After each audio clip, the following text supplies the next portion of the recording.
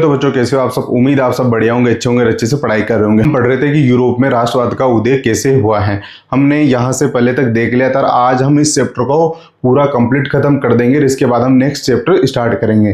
तो हम शुरू करते हैं क्योंकि हमने कल यहाँ तक देख लिया था। इसके बाद हम यहाँ से स्टार्ट करते हैं इसको।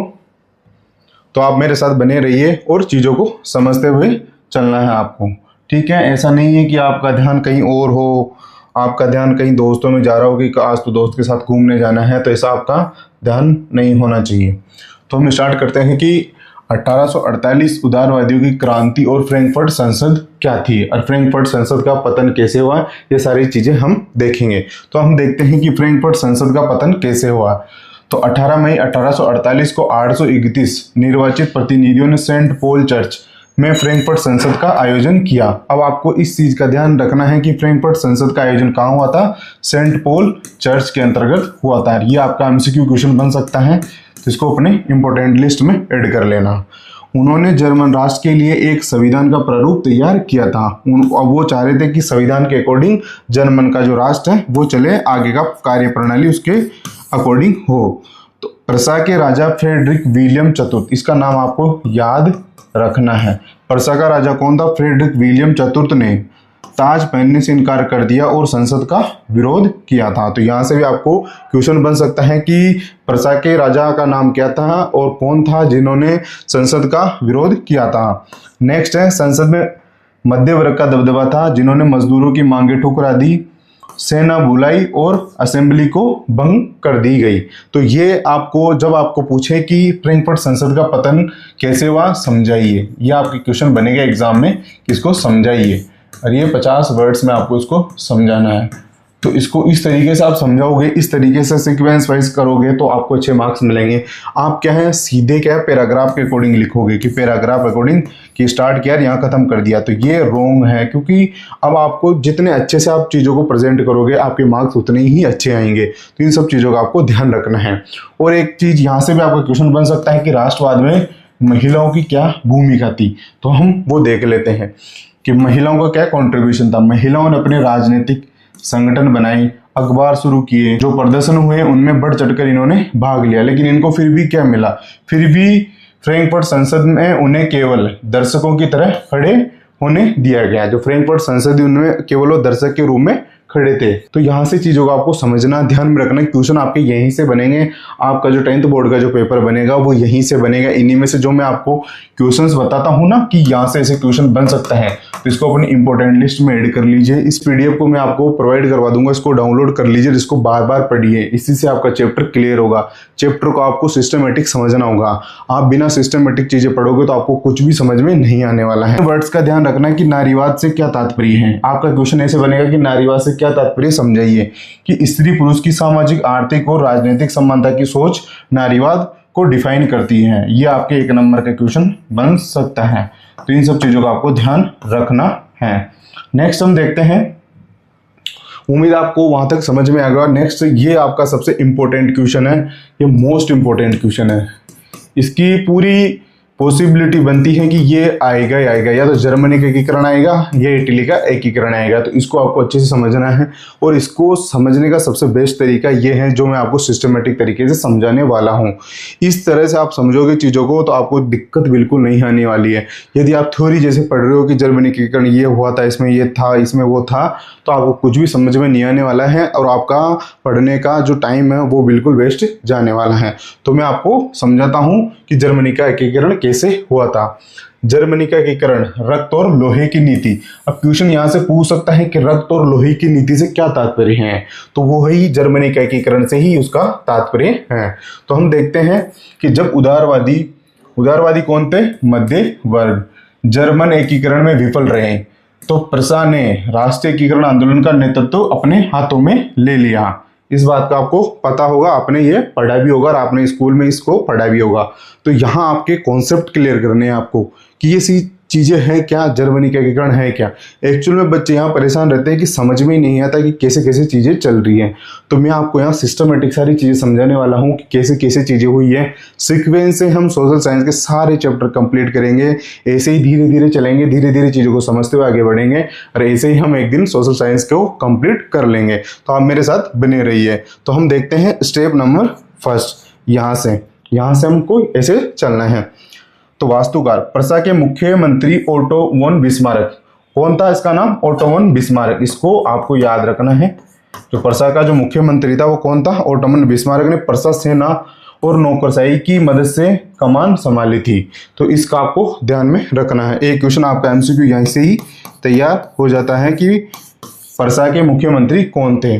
सेकंड स्टेप, 7 वर्षों के दौरान ऑस्ट्रेलिया, डेनमार्क और फ्रांस के साथ 3 युद्ध हुए। अब आपको ये ध्यान रखना है कि किसके साथ युद्ध हुआ था। प्रसा का किसके साथ युद्ध हुआ था? ऑस्ट्रेलिया, डेनमार्क और फ्रांस के साथ कितने युद्ध हुए थे? 3 युद्ध हुए थे। यहां से भी आपका एमसीक्यू क्वेश्चन बन जाता है। थर्ड स्टेप क्या है बच्चों? कि प्रसा की जीत हुई। तीनों युद्धों में प्रसा की जीत हुई और एकीकरण की प्रक्रिया पूरी हुई। तीनों युद्ध हुए थे, तीनों युद्ध में प्रसा की ही जीत हुई थी और एकीकरण की प्रक्रिया पूरी हुई। और फोर्थ स्टेप हमारा घोषणा। इसकी घोषणा कब की गई? एक एमसीक्यू क्वेश्चन आपका यहीं से बन जाता है। आप बोलते हो ना कि भैया एमसीक्यू क्वेश्चन कहाँ से बनते हैं, हमारे को समझ में नहीं आता कि एमसीक्यू क्वेश्चन कहाँ से पूछ लेते हैं, डेट हमारे को याद नहीं रहती। जो मैं जहाँ आपको इंपॉर्टेंट लगा रहा हूँ ना, इन डेट को आपको याद करना है, यहीं से आपके एमसीक्यू क्वेश्चन बनेंगे। और मैं आपको एमसीक्यू क्वेश्चन, जैसे कि चैप्टर खत्म हो जाता है, मैं यहाँ आपको इस चैप्टर से रिलेटेड 100 एमसीक्यू क्वेश्चन सोल्व कराऊंगा जिस चैप्टर से बन सकते हैं। 100 एमसीक्यू क्वेश्चन मैं आपको यहाँ सोल्व कराऊंगा कि आपका बिल्कुल डाउट क्लियर हो जाएगा कि एमसीक्यू क्वेश्चन उनके अलावा कहीं से बन ही नहीं सकता है। तो आप मेरे साथ बने रहिए। तो हम देखते हैं कि जनवरी 1871 में वर्साई के शीश महल में प्रसा के राजा विलियम प्रथम को जर्मन सम्राट घोषित किया गया था। वो कौन था? प्रसा का जो राजा था वो था विलियम प्रथम को जर्मन सम्राट घोषित किया गया था। कि आपको यहां से ध्यान रखना कि जर्मन सम्राट किसको घोषित किया गया था। तो उसका आपका राइट आंसर हो गया विलियम प्रथम को घोषित किया गया था। यहां से देखते हैं कि नए जर्मन राज्यों ने मुद्रा, बैंकिंग और न्याय व्यवस्था को आधुनिकरण पे जोर दिया था। जो नए जर्मन राज्य बने थे उन्होंने मुद्रा, बैंकिंग और न्याय व्यवस्था के आधुनिकरण, उनको मॉडर्नाइजेशन पे उनका जोर रहा था। तो इन सब चीजों का आपको ध्यान में रखना है। हम आपके चैप्टर की कोई भी चीज नहीं छोड़ेंगे। फिर हम देखते हैं इटली का एकीकरण कैसे हुआ। ये भी आपका इंपॉर्टेंट है, इसको भी आप अपनी इंपॉर्टेंट लिस्ट में ऐड कर लीजिए। ये भी आपका बहुत इंपॉर्टेंट क्वेश्चन बनता है यहाँ से। तो हम देखते हैं कि इटली का एकीकरण 1859 से 1870 के मध्य हुआ था। तो जब आप क्वेश्चन करो, जब आप एग्जाम में जाओ, तो ऐसे आपको हेडिंग देनी है कि पृष्ठभूमि क्या थी इसकी, फिर पॉइंट वाइज आपको इसको ऐसे डिफाइन करना है, इसको ऐसे लिखना है। तो एग्जामिनर जब आपकी कॉपी देखे ना, तो उसको लगना चाहिए कि बच्चा वाकई में टैलेंटेड है, ब्रिलियंट है, बहुत अच्छे से चीज़ों को प्रेजेंट कर रखी है। तो हम देखते हैं कि पृष्ठभूमि पहले इसकी देख लेते हैं कि इटली 7 राज्यों में बटा था। केवल सार्डिनिया, पिडमांट पर इतालवी राजघराने का शासन था। अब यहाँ से क्वेश्चन बन सकता है, एमसीक्यू क्वेश्चन बन सकता है कि सार्डिनिया, पिडमांट पर कौन से राजघराने का शासन था? तो वो था इतालवी। तो इस चीज का आपको ध्यान में रखना है। नेक्स्ट हम पढ़ते हैं कि जूसेपे मैज़ीनी। इसके बारे में मैं आपको पिछली क्लास में पढ़ा चुका हूं, इसी चैप्टर का ये पार्ट है। तो 1830 के दशक में यंग इटली बनाकर एकीकरण वैचारिक कार्यक्रम तैयार किया था। अब आपको पता होगा कि इसने यंग इटली के साथ एक चीज और बनाई थी, वो क्या था? Young Europe. यह आपको अच्छे से पता होगा, ये भी इंपॉर्टेंट मैंने लगवाया था कि ये आपके एग्जाम के लिए इंपॉर्टेंट है, इसका आपको ध्यान में रखना है। ठीक है, नेक्स्ट हम देखते हैं मंत्री प्रमुख था काउर। न तो क्रांतिकारी और न ही लोकतांत्रिक था। फ्रांस के साथ चतुर कूटनीति संधि करके 1859 में ऑस्ट्रेलिया सेना को हराया था। ये न तो क्रांतिकारी था, न ही लोकतांत्रिक था, लेकिन चतुर व्यक्ति बहुत था। इसने कूटनीतिक संधि करके ही 1859 में ऑस्ट्रेलिया की सेना को हराया था। अब जूसेपे गैरिबाल्डी, ये इंपॉर्टेंट नाम है, इसको आपको ध्यान में रखना है। भारी संख्या में सशस्त्र स्वयंसेवकों का नेतृत्व किया? 1866 में दक्षिण इटली और सिसिली में इन शासकों को उखाड़ फेंका था। तो इसको आपको ध्यान में रखना है कि इटली के एकीकरण में ये सबसे इंपॉर्टेंट रोल निभाया था। नेक्स्ट फिर इसका परिणाम हम देखते हैं कि 1861 में विक्टर इमैनुएल द्वितीय को एकीकृत इटली का राजा घोषित किया गया। एक क्वेश्चन बन जाता है कि 1861 में किसे इटली का राजा घोषित किया गया था? तो वो था विक्टर इमैनुएल द्वितीय को घोषित किया गया था। अरे क्वेश्चन ऐसे ही बन जाता है कि विक्टर इमैनुएल द्वितीय को इटली का राजा कब घोषित किया गया था? ये डेट भी आपको ध्यान में रखनी है।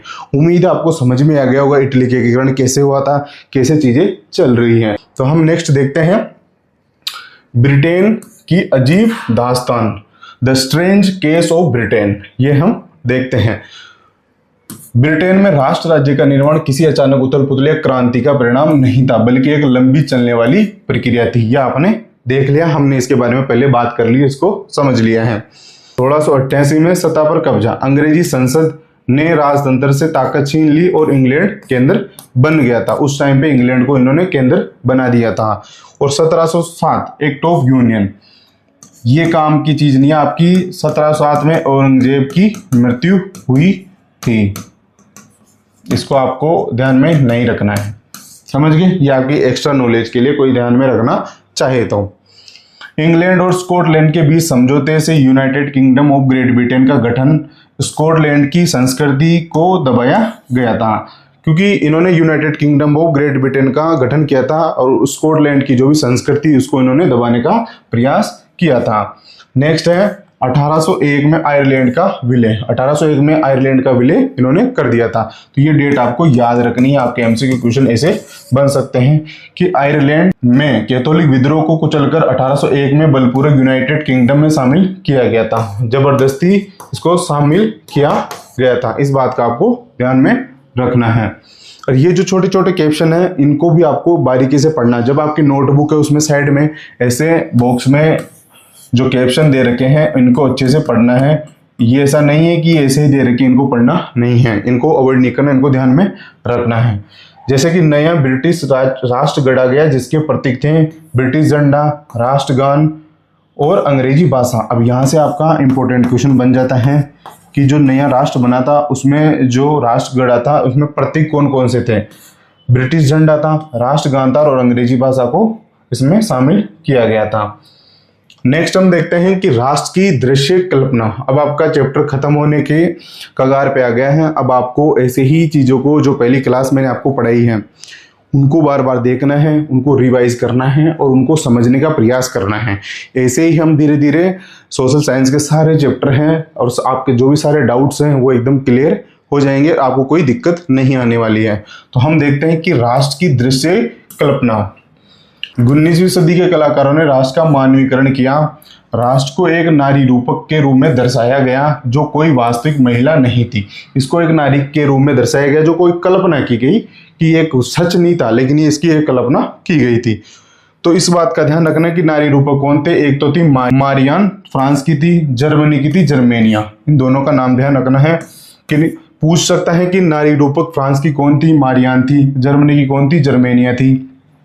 इसके प्रतीक चिन्ह और इसके बारे में हम जान लेते हैं। इसके प्रतीक चिन्ह थे फ्रांस वाली के, मारियान के लाल टोपी, तिरंगा और कलगी। कलगी एक आभूषण होता है जो टोपी के ऊपर लगता है, वो एक आभूषण होता है। ये था स्वतंत्रता और गणतंत्र के प्रतीक थे। और जर्मनी में थे ओक वृक्ष के पत्तों का मुकुट। इस बात को आपको ध्यान में रखना है। इसका सिग्निफिकेंस क्या है, महत्व क्या है फ्रांस की मारियान का। जन राष्ट्र के विचार को रेखांकित किया इसने। सिक्के और डाक टिकटों पर इसके चित्र बनाए गए थे। और जर्मन में कौन था, जर्मन ब्लूथ वीरता का प्रतीक है और यह जर्मन राष्ट्र की रक्षक है। तो यहाँ से आपको समझ में आ गया होगा। ये हमारे चैप्टर का अंतिम छोर है जहाँ से ये चैप्टर अब खत्म होने जा रहा है। तो आपको चीज़ों को समझना है, ध्यान में रखना है। बाल्कन संकट क्या है इसको समझाइए। यहाँ से आपका बड़ा क्वेश्चन बन सकता है कि इसको समझाइए। ये आपको 250 वर्ड्स में पूछ सकता है। इस बात का आपको ध्यान में रखना है। जो लॉन्ग क्वेश्चन बनेगा चैप्टर नंबर 1 से वो यहीं से बनेगा। एक तो जर्मनी के एकीकरण, इटली के एकीकरण और एक बाल्कन संकट की समस्या क्या थी, यहाँ से क्वेश्चन बनने के पूरे चांस है। तो समझते हैं कि बाल संकट क्या था, इसके बारे में हम इसको जानने का प्रयास करते हैं। तो हम देखते हैं कि बाल्कन क्षेत्र क्या था, इसमें कौन कौन से देश शामिल थे। आधुनिक रोमानिया, बुल्गारिया, अल्बानिया, यूनान, सर्बिया आदि। यहाँ के निवासियों को स्लाव कहा जाता था। अब यहाँ आपको ध्यान रखना है कि स्लाव वर्ड से क्या तात्पर्य है। जो भी बाल्कन क्षेत्र के जो लोग थे, जो आधुनिक रोमानिया, बुल्गारिया, अल्बानिया, यूनान, सर्बिया आदि में रहते थे, उनको स्लाव कहा जाता था। इसी के साथ आपको जब आप क्वेश्चंस करोगे, जो आपका ये क्वेश्चंस बन के आएगा आपके सामने, इसका आंसर करोगे तो फर्स्ट आप ये लिखोगे, इसके बारे में डिस्क्राइब करोगे कि ये ऐसा है। फिर इसके आप रीजंस लिखोगे, कारण लिखोगे। अब आप इनको कैसे भी अपने हिसाब से, जैसे कि कुछ आपने लिख दिया कारण, यहाँ से 3 पॉइंट बनाए, फर्स्ट रीजन, सेकंड रीजन और थर्ड रीजन। आप ऐसे लिखोगे ना सोशल साइंस में, तब जाके आपकी नोटबुक अलग बच्चों से दिखेगी और आपके मार्क्स बहुत अच्छे आएंगे। तो इस बात को आपको ध्यान में रखना है।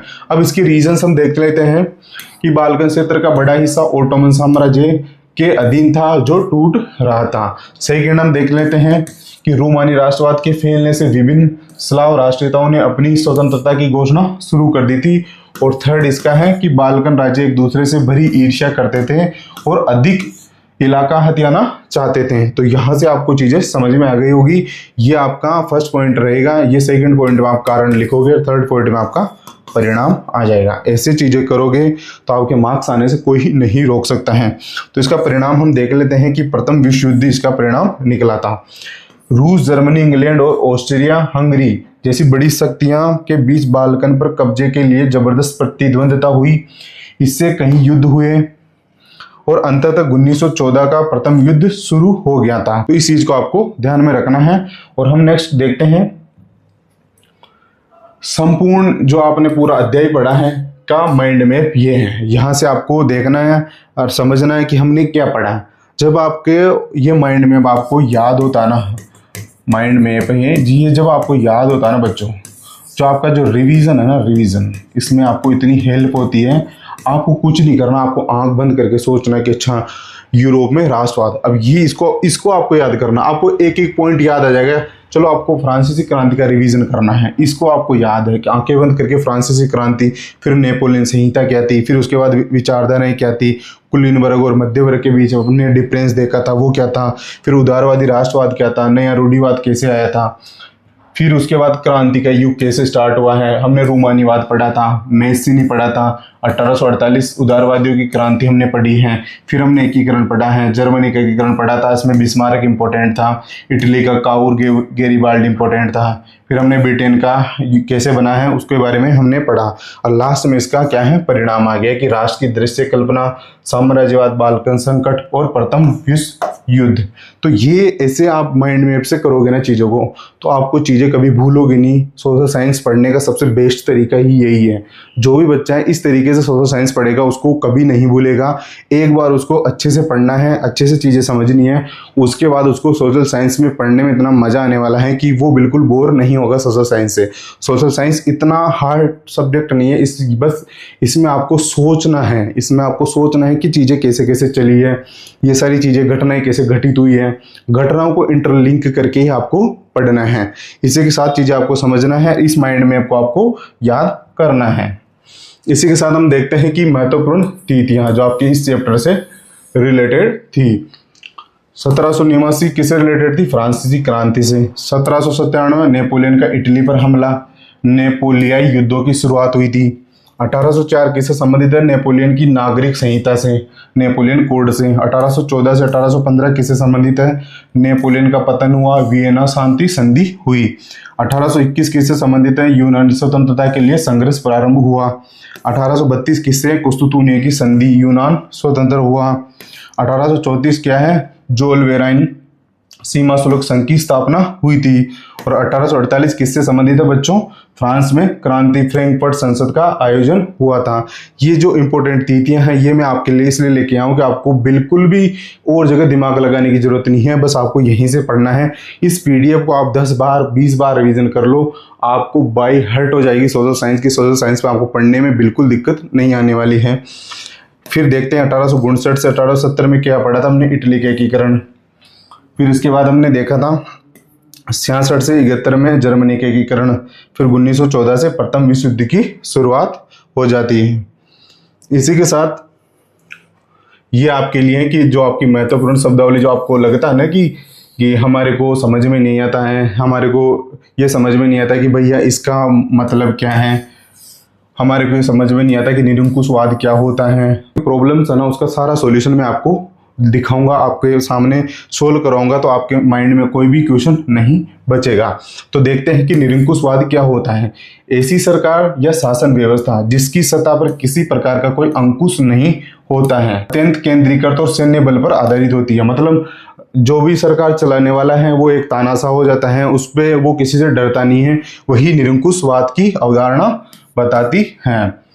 जन्म संग्रह से क्या तात्पर्य बच्चों? एक प्रत्यक्ष मतदान जिसके जरिए एक क्षेत्र के सभी लोगों से एक प्रस्ताव को स्वीकार या अस्वीकार करने के लिए पूछा जाता है। तो जन्म संग्रह से तात्पर्य यह है कि एक प्रत्यक्ष मतदान जिसके जरिए एक क्षेत्र के सभी लोगों से एक प्रस्ताव को स्वीकार या अस्वीकार करने के लिए पूछा जाता है। जो आपने गांव में देखा होगा कि कोई काम होने वाला है, उसके लिए एक बैठक की जाती है, पूरे गांव के लोगों को बुलाया जाता है, उनसे बातचीत की जाती है कि इसको प्रस्ताव को आप मंजूरी देंगे नहीं देंगे, कोई भी निर्माण कार्य करवाना हो हमारे गांव में तो हम सबको बुलाते हैं, पूछते हैं कि ये करवाएं नहीं करवाएं।